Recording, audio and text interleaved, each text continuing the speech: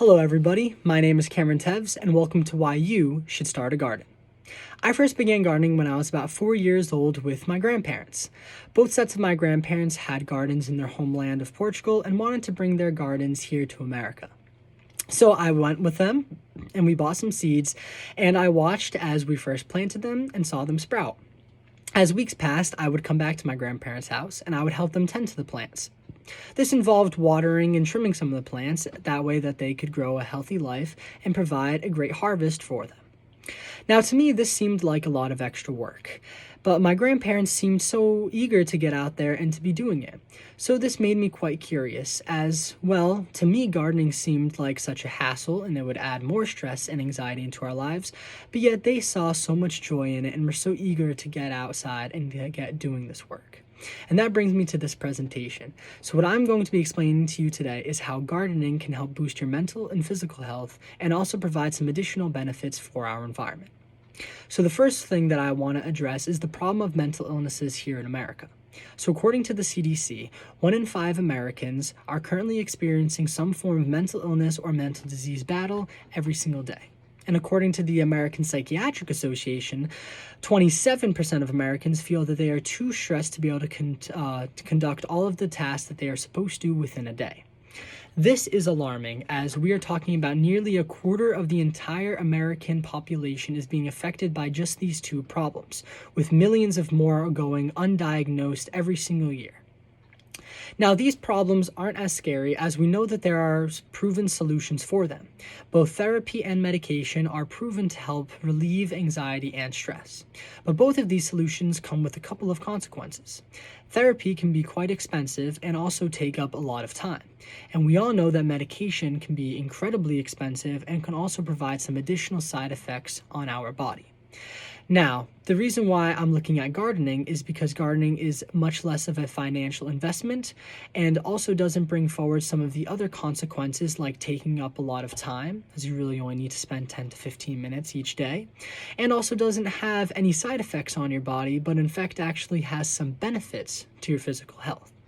Now, the reason why I wanted to start with these problems was because of our American tendencies that have brought us to these problems. A couple of these tendencies include staying inside all the time and being on our phone, as both of them are directly linked to higher levels of anxiety and stress. And according to the EPA, Americans actually spend 90% of their day indoors. And whilst they are indoors, they are exposing themselves to air that has roughly 2 to 5 times the pollutants as outside air. Meaning that as we are spending more time inside, we are not only hurting our mental health, but also our physical health. Alongside that, Americans, according to Zippia, spend an average of 5 hours and 24 minutes, or 324 minutes every single day on our smartphones.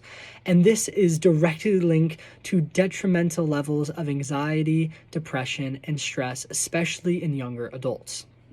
So I wanted to find a solution that was going to help battle against this mental problem, but also help relieve the amount of time we spend indoors and on our phones and kind of battle mental and physical problems at the same time.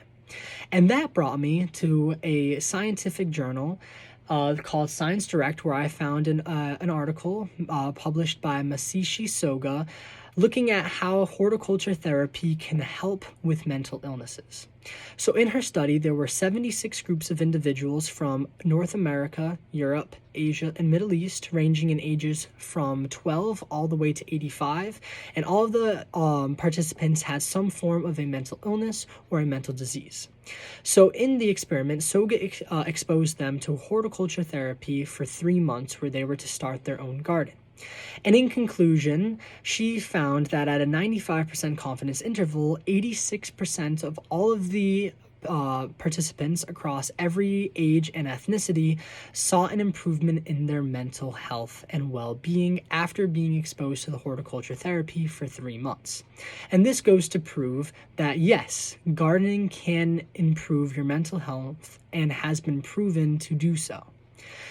And along with it providing the mental health benefit that I have now exposed, we're also talking about the physical benefits of being outside. One, being outside and being exposed to better, cleaner air, but also getting off of your smartphone and getting outside of walls and helping to with your mental as well. So gardening addresses both of these problems together, and that's why I feel that is a great solution, as it is able to address all these problems.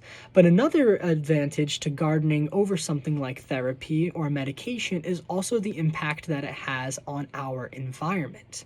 Gardens help the environment by providing more oxygen through the plant's photosynthesis, and can help improve our atmosphere and the environment of everything that grows inside of the atmosphere. So as long as gardening is also helping with your own mental and physical health, it is also helping with the health of our planet entirely. So this is why I encourage everyone to begin their own garden. It will not only help with your mental and physical health, but it will also help with the health of our planet. Thank you very much, everybody, and I hope you all have a great day.